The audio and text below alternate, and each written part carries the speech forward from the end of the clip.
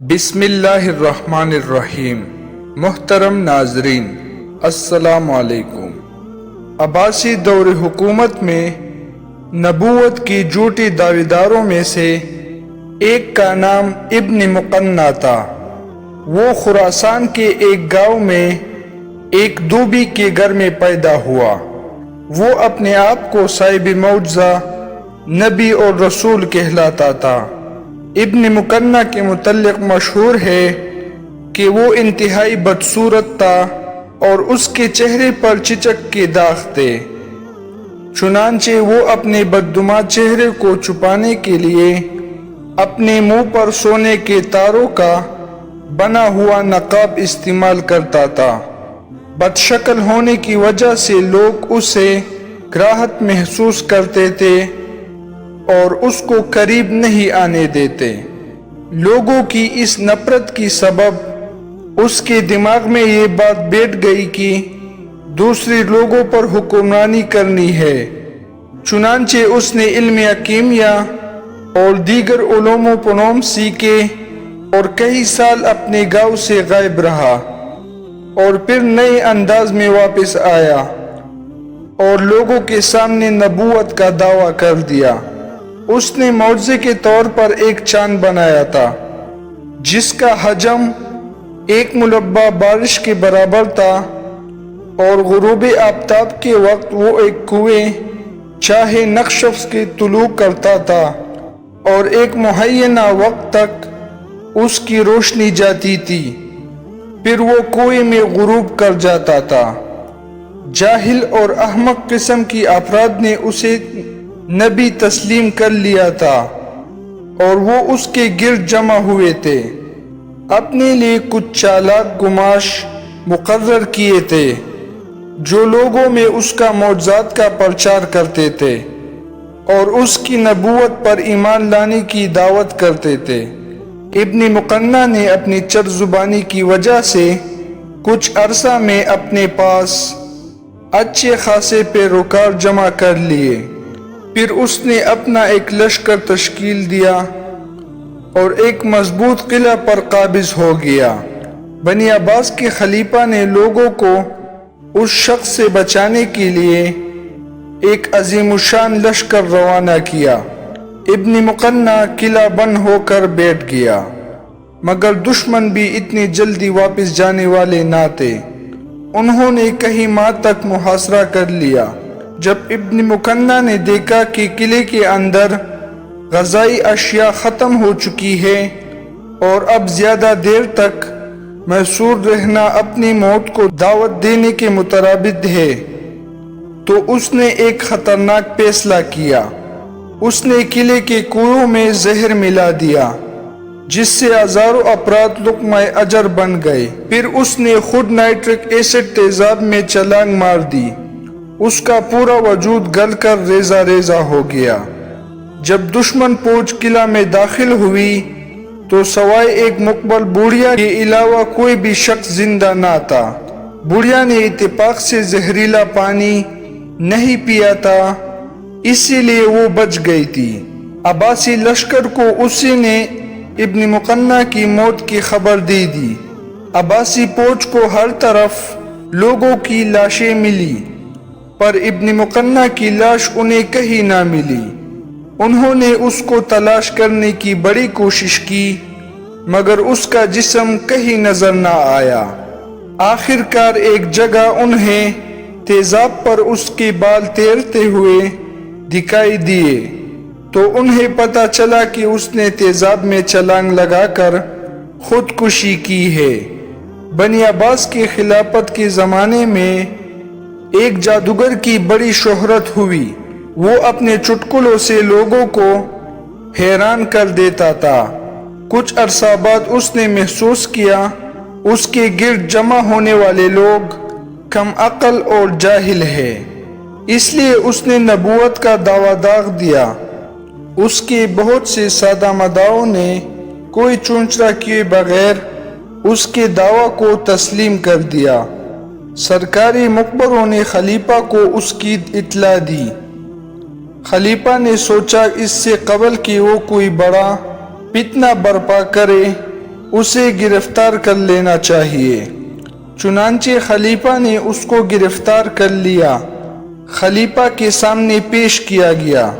خلیفہ نے اس شخص سے پوچھا، کیا تو نبوت کا دعویٰ کرتا ہے؟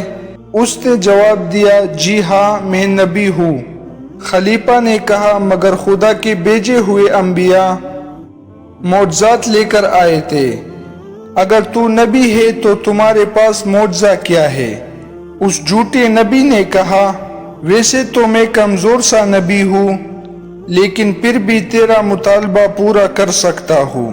خلیفہ نے کچھ دیر سوچ کر کہا، مجھے اس وقت تربوز چاہیے۔ اس وقت تربوز کا موسم نہیں تھا۔ جھوٹے نبی نے کہا، اس کے لیے مجھے 3 دن کی مہلت درکار ہے۔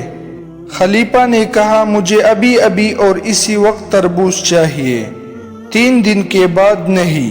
جھوٹا نبی بولا، خلیفہ تم بھی عجیب ہو، اگر تم خدا سے اس وقت تربوز مانگو گے تو وہ تمہیں 6 ماہ بعد تربوز دے گا، جبکہ وہ ساری کائنات کا خالق ہے اور میں تو ایک کمزور نبی ہوں۔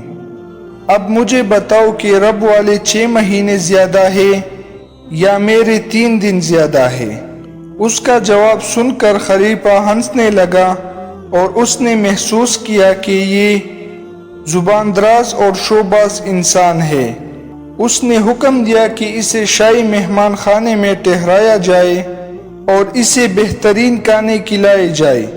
چنانچہ جھوٹے نبی کو شاہی مہمان خانہ میں منتقل کر دیا گیا، جہاں اس نے غذائیں کھائی۔ کچھ دنوں کے بعد خلیفہ نے کہا، اس نبوت کی مدعی کو میرے سامنے لایا جائے۔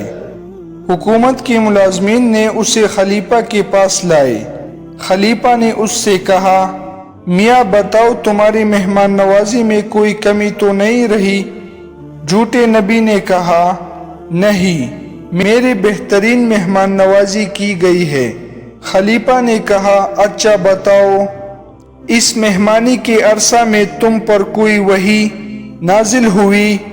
جھوٹے نبی نے کہا، جی ہاں، یہاں کئی بار مجھ پر یہ وحی ہوئی ہے کہ یہ جگہ تیرے لیے بہتر ہے، اسے چھوڑ کر اور کہیں نہیں جاؤ۔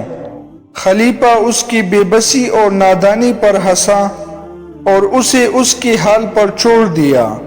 قرآن مجید کا یہ ایک معجزہ ہے کہ اس نے اپنے نزول کے وقت پیش گوئی کر دی تھی، کوئی بھی فرد یا جماعت قرآن کے مقابلہ میں اس جیسی نہیں لا سکے گا۔ چنانچہ قرآن مجید میں سورہ بنی اسرائیل کی آیات نمبر 88 میں ایک چیلنج موجود ہے۔ آپ کہتے ہیں کہ تمام جنات اور انسان اس قرآن کے مقابلے میں کتاب لانا چاہے تو بھی اس کی مثال پیش نہ کر سکیں گے، اگرچہ کہ وہ ایک دوسرے کے مددگار ہی کیوں نہ ہو۔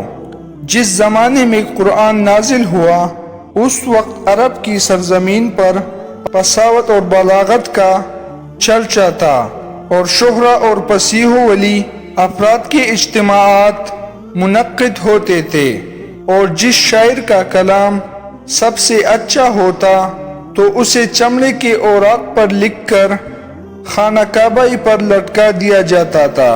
جب قرآن نازل ہوا تو عرب کی فصیح و بلی افراد اور شہرا نے مل کر اس کا مقابلہ کرنے کے لیے بڑی تباہ آزمائی کی، لیکن انہیں منہ کی کھانی پڑی اور کوئی بھی ادیب یا شاعر اس جیسا شاندار کلام پیش نہ کر سکا۔ ابن مکفہ کے متعلق مشہور ہے کہ وہ اپنے دور کا سب سے زیادہ فصیح و ولی شخص تھا، اور اس زمانہ کے تمام ادیب لوگ اس کی بلاغت کو تسلیم کرتے تھے۔ ایک دفعہ اس کے ذہن میں یہ بوت سمایا کہ قرآنی صورتوں جیسی ایک صورت تخلیق کرے۔ اس نے اپنے 2 ادیب ساتھیوں کو بھی اپنے ساتھ شامل کیا اور ان کے سامنے یہ تجویز پیش کی کہ ہم پھر ہر قرآن مجید اس آیات جیسی آیات بنائیں، اگر بن گئی تو پھر آگے بڑھیں گے ورنہ رک جائیں گے۔ وہ آیات سورہ ہود کی آیات نمبر 44 تھی، جس کا ترجمہ یوں ہے، اور کہا گیا اے زمین اپنا پانی نگل لے، اور اے آسمان تم جا، اور پانی خشک کر دیا گیا اور کام تمام کر دیا گیا، اور کشتی کو کوہ جوتی پر ٹھہر گئی، اور کہا گیا ظالموں پر نفرین ہو۔ اس آیات مجیدہ جیسی آیات بنانے کے لیے فصیح ترین افراد نے کئی روز تک طباعت آزمائی کی اور الفاظ و کلمات کو بدلتے رہے، لیکن کئی روز کی مسلسل مشقت کا نتیجہ ناکامی کے سوا کچھ پر عام نہ ہوا۔ آخر کار ابن مکپہ اور اس کی دو عدیم المثال ساتھیوں کو یہ اقرار کرنا پڑا کہ وہ اپنے تمام ترج و جہد کے باوجود بھی قرآن مجید کی ایک آیت جیسی آیت بنانے سے قاصر ہے۔ بے شک نہ تو کائنات میں ہماری پیاری نبی جیسی کوئی ہستی ہے اور نہ ہی ان پر نازل ہونے والی کتاب قرآن مجید جیسی کوئی کتاب ہے۔ اللہ تعالی ہمیں نبی پاک صلی اللہ علیہ وآلہ وسلم اسوہ حسنہ اور قرآن تعلیمات پر عمل کرنے کی توفیق عطا فرمائے، آمین ثم آمین۔ امید کرتا ہوں کہ آپ کو آج کی ویڈیو اچھی لگی ہوگی۔ اگر آپ کو ہماری ویڈیو اچھی لگی ہے تو ویڈیو کو لائک کریں اور چینل کو ضرور سبسکرائب کریں۔ تب تک کے لیے ہمیں اجازت دے، اللہ حافظ۔